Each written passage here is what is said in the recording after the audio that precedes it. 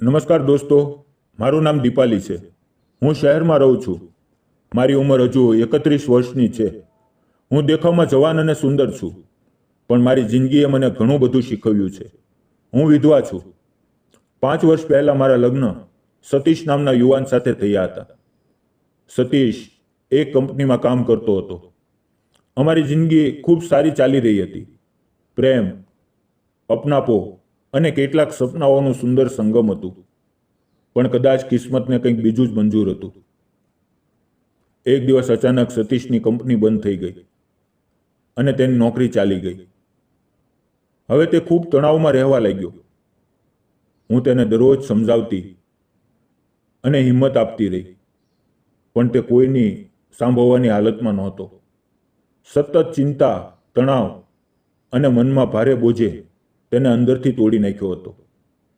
અને એક દિવસ અચાનક તેને હૃદયનો હુમલો આવ્યો. મારી આંખો સામે મારું પૂરું વિશ્વ ઉજળી ગયું. તે જ દિવસે મારી જિંદગીએ એવો વાંક લીધો જેણે મારા અસ્તિત્વને જ બદલી નાખ્યું. તે પછી હું બિલકુલ એકલી પડી ગઈ. મારા સાસરિયામાં બધા પહેલાં જ ગુજરી ગયા હતા, તેથી કોઈ આધાર નહોતો. લગભગ 1 વર્ષ હું બસ ખામોશીમાં જીવતી રહી.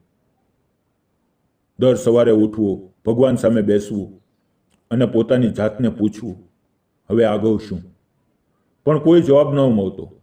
પહેલાં સતીશ કમાતો હતો, તેથી ઘરમાં પૈસા આવતા હતા. હવે સર્વ બંધ થઈ ગયું હતું. માત્ર ઘર હતું. હવે તે પણ બોજ લાગવા લાગ્યું હતું.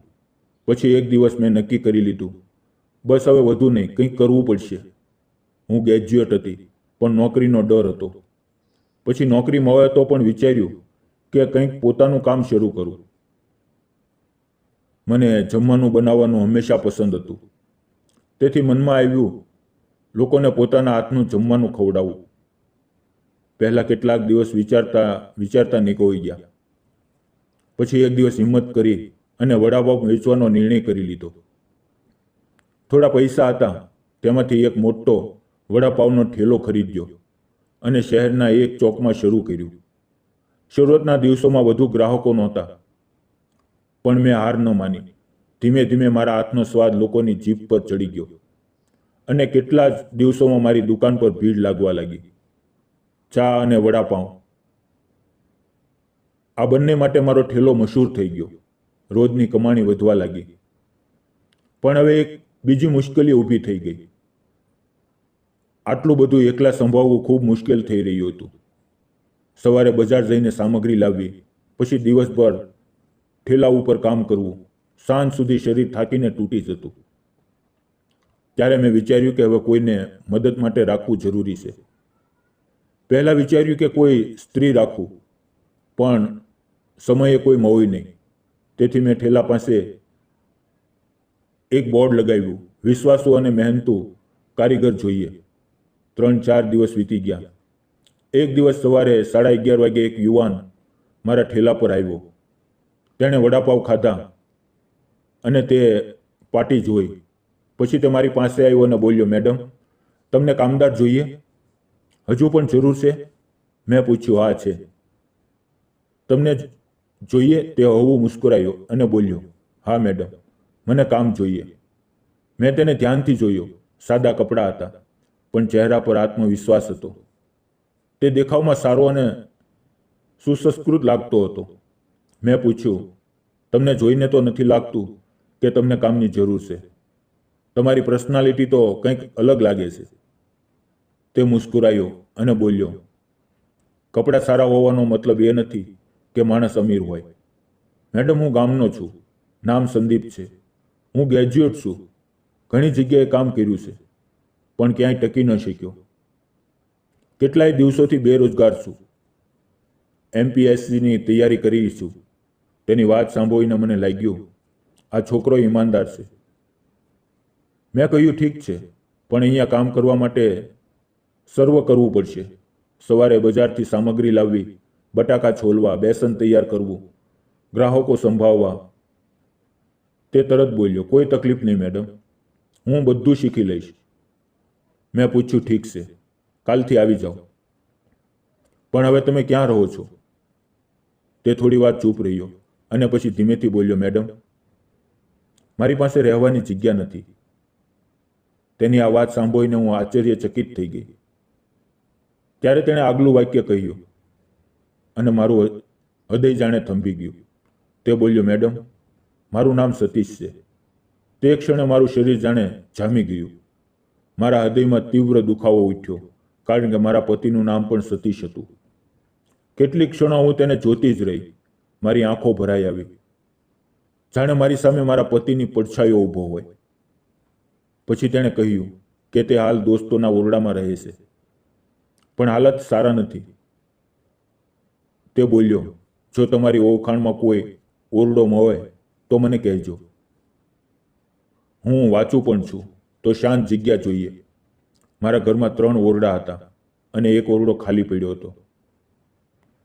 મેં કહ્યું, મારા ઘરમાં એક ઓરડો છે, પણ ધ્યાન રાખજો, કોઈ હોબાઓ ખરાબ હરકતો નહીં. હું એકલી રહું છું, તેથી અનુશાસન જરૂરી છે. તે તરત બોલ્યો, મેડમ, હું એવો માણસ નથી.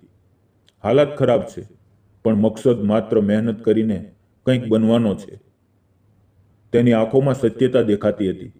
મેં પૂછ્યું, તમને કેટલો પગાર જોઈએ? તે બોલ્યો, મેડમ, મને વધુ પૈસા નથી જોતા, બસ રહેવાની જગ્યા અને થોડું ઘણું જે તમે આપી શકો. તેની વાત પર મને મુસ્કુરાહટ આવી અને બોલી, હું તમને 12,000 આપીશ અને રહેવા માટે ઓરડો પણ. આટલું હું કરી શકું છું. સતીશ વડાપાઉં ખાઈને ઉઠ્યો, પૈસા આપ્યા અને બોલ્યો, ઠીક છે મેડમ, હું કાલથી કામ ઉપર આવીશ અને પોતાનો સામાન પણ લઈ આવીશ. બીજે જ દિવસે સવારે 8 વાગ્યે તે આવી ગયો. સમયનો પાક્કો અને કામમાં ધ્યાન આપનારો હતો. મેં તેને વડાપાઉં બનાવવાનું, બટાકા મેશ કરવા, બેસનનો ઘોળ તૈયાર કરવો અને ચટણી બનાવવી બધું શીખવ્યું.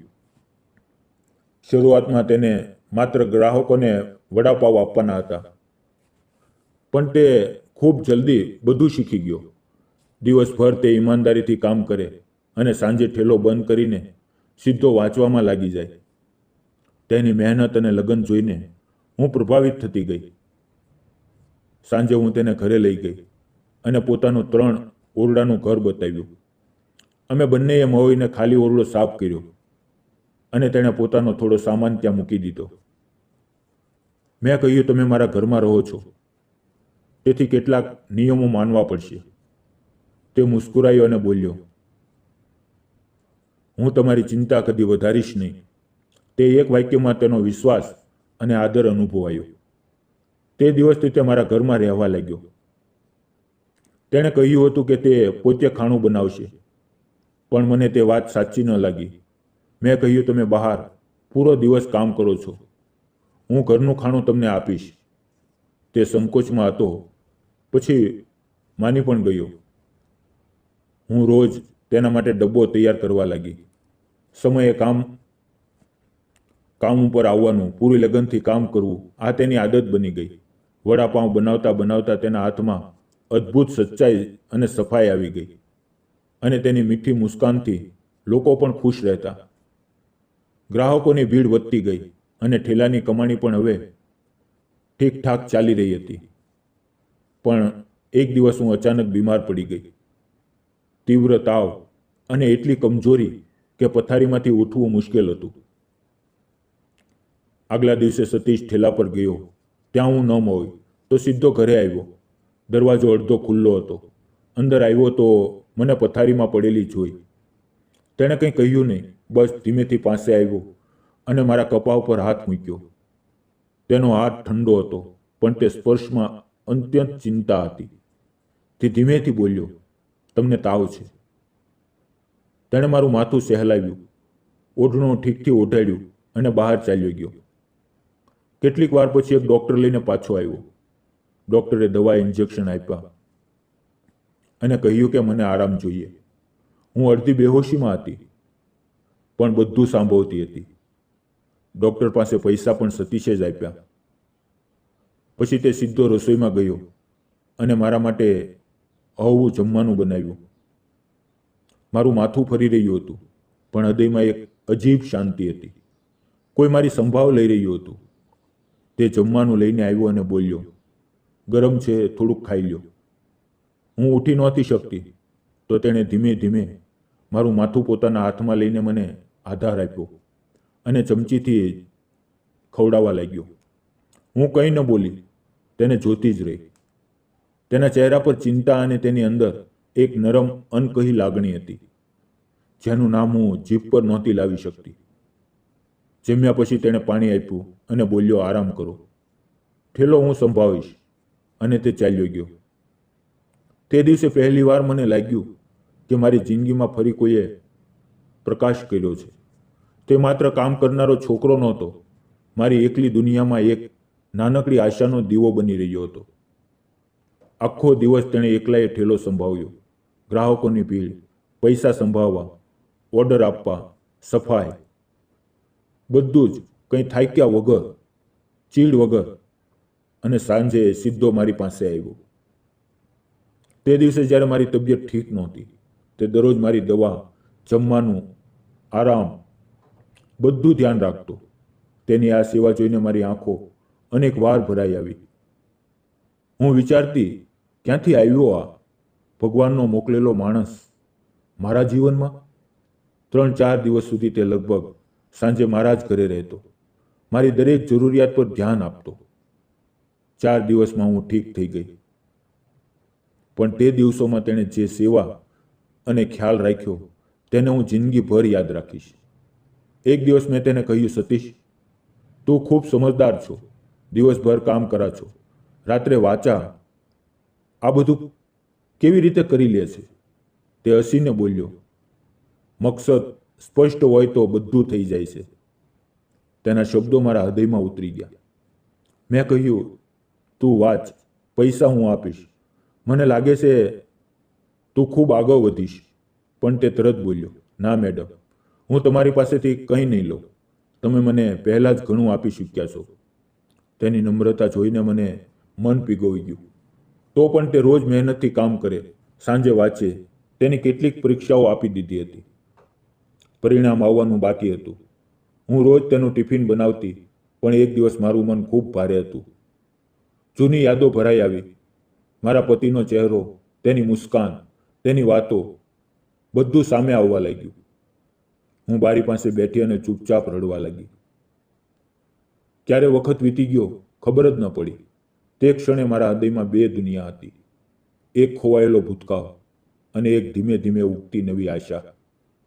અને હું તે બંને વચ્ચે ક્યાંક થંભી ગઈ હતી. તે જ સમયે દરવાજા પાસે સતીશ આવ્યો અને તેણે મને રડતી જોઈ. મને તો એ અનુભવ પણ નહોતો કે તે અંદર આવી ચૂક્યો છે. તે ધીમે ધીમે મારી પાસે આવ્યો અને નરમ અવાજે બોલ્યો, શું થયું મેડમ? તમે રડો છો કેમ? મેં આંસુ લૂછ્યા, પણ અવાજ હજુ ભરાઈ રહ્યો હતો. મેં ઊંડો શ્વાસ લીધો અને કહ્યું, સતીશ, સાચું કહું તો મારા પતિના જવા પછી હું એકલી થઈ ગઈ હતી. તેનો પ્રેમ, તેનો ખ્યાલ બધું ખતમ થઈ ગયું. તેની સાથે મારું જીવન ખુશીઓથી ભરેલું હતું. પણ તેના ગયા પછી મને જીવવાની ઈચ્છા જ નહોતી બચી. અને જ્યારથી તમે મારી જિંદગીમાં આવ્યા છો ત્યારથી એવું લાગે છે કે જીવન ફરી કોઈ હદ સુધી જીવંત થયું છે. આ કહેતા કહેતા મેં તેનો હાથ પકડીને આંખોમાં જોયું. અમારી નજરોમાં હોય અને અમને લાગ્યું કે અમે એકબીજા માટે જ બન્યા છીએ. તે ક્ષણે અમને લાગ્યું કે અમારી વચ્ચે એક ગાઢ ભાવનાત્મક જોડાણ થઈ ગયું છે. તે દિવસ પછી અમારી જિંદગીએ એક નવો વળાંક લીધો. અમે બંને સવારથી કામમાં ડૂબેલા અને સાંજે એકબીજાની સંગતમાં વખત વિતાવતા. અમારો પ્રેમ ધીમે ધીમે ખીલવા લાગ્યો અને 6-7 મહિનાની અંદર અમે એકબીજાના સાથ સહકાર વગર રહી ન શકતા. મારા જીવનમાં અંધારું દૂર થઈ ગયું હતું અને ફરી એક દિવસ સતીશના જીવનમાં એક સુંદર સવાર આવી. પોસ્ટમેન એક પત્ર લઈને આવ્યો. સતીશે તે પત્ર ખોલ્યો, વાંચ્યો અને કેટલીક ક્ષણો માટે સ્તબ્ધ રહી ગયો. પછી અચાનક ખુશીથી ઉછળતો તે મારી તરફ આવ્યો અને બોલ્યો, મેડમ, મારું સિલેક્શન થઈ ગયું છે. હું ફર્સ્ટ ક્લાસ ઓફિસર બની ગયો છું. તેની આંખોમાં ખુશીના આંસુ હતા. મારું હૃદય પણ આનંદથી ભરાઈ ગયું. તેણે તે પત્ર મારા હાથમાં આપ્યો અને મને જોરથી ગળે લગાવી લીધી. તેણે કહ્યું, આ બધું તમારી લીધે થયું છે. તમે મને જીવતા શીખવ્યું, આધાર આપ્યો, જમવાનું આપ્યું અને મનથી ઊભા થવાની તાકાત આપી. જો તમે ન હોત તો હું અહીંયા સુધી કદી ન પહોંચત. હું જિંદગીભર તમારો ઋણી રહીશ. તેની વાત સાંભળીને મારી આંખો પણ ભરાઈ આવી. પછી તેણે શાંત અવાજે કહ્યું, હું તમારી સાથે લગ્ન કરવા માંગુ છું. મારું હૃદય ધડકી ઉઠ્યું. મેં તેની આંખોમાં જોયું, તે હવે એક અધિકારી હતો. તેનું ભવિષ્ય ઉજ્જવળ હતું, પણ તે ઊંચાઈ પર પહોંચીને પણ મને ભૂલ્યો નહોતો. તેણે મારા આંસુ લૂછ્યા અને મેં તેને ફરી ગળે લગાવી લીધો. કેટલાક દિવસોમાં અમારા લગ્ન ધામધૂમથી થયા. મારા એકલ તત્વને એક નવું જીવન મળ્યું. આજે અમે બંને ખુશી અને પ્રેમથી ભરેલું જીવન જીવીએ છીએ. તેની સફળતામાં મારો હિસ્સો હતો અને મારી મુસ્કાનમાં તેનો જિંદગીમાં મુશ્કેલીઓ આવે તો કેટલાક લોકો હાર માની લે છે. એક નવી શરૂઆતનો પણ યાદ રાખો, દરેક અંતનો એક નવી શરૂઆતનો દરવાજો હોય છે. દીપાલીની જિંદગીમાં સતીશ આવ્યો અને તેણે તેની દુનિયા ફરીથી રોશન કરી. તેથી કદી પણ કોઈ પણ વિશ્વાસ કરવાથી ડરશો નહીં અને પોતાના પર વિશ્વાસ કદી ન ગુમાવશો. પ્રેમ માત્ર સંબંધ નથી, તે એક આશા હોય છે જે મરી ગયેલી જિંદગીને પણ ફરીથી જીવંત કરી દે છે. દોસ્તો, ક્યારેક કિસ્મત આપણને ફરીથી જીવવાનો મોકો આપે છે. બસ આપણે તેને ઓળખતા આવડવું જોઈએ. તમને શું લાગે છે? સતીશે જે કર્યું તે સાચું હતું કે ખોટું? પોતાનું મત જરૂર કહેજો. અને આ કહાની સારી લાગી હોય તો વિડીયોને લાઇક, શેર અને સબસ્ક્રાઇબ કરવાનું ન ભૂલશો. ફરી મળશું એક નવા વિડીયોમાં. ત્યાં સુધી આવજો. વિડીયો પૂરો જોવા બદલ આપ સૌનો ખૂબ ખૂબ ધન્યવાદ. મિત્રો, જતા પહેલાં આપને જણાવી દઉં કે આ કહાની ફક્ત કાલ્પનિક હતી. તેનો કોઈ પણ જાતિ, ધર્મ કે કોઈ વ્યક્તિ સાથે સંબંધ નથી. આ વિડીયો ફક્ત મનોરંજન અને શૈક્ષણિક હેતુથી બનાવવામાં આવ્યો હતો. ફરી મળીએ આવતીકાલે એક નવી કહાની સાથે. ત્યાં સુધી તમારું ધ્યાન રાખો. ધન્યવાદ મિત્રો.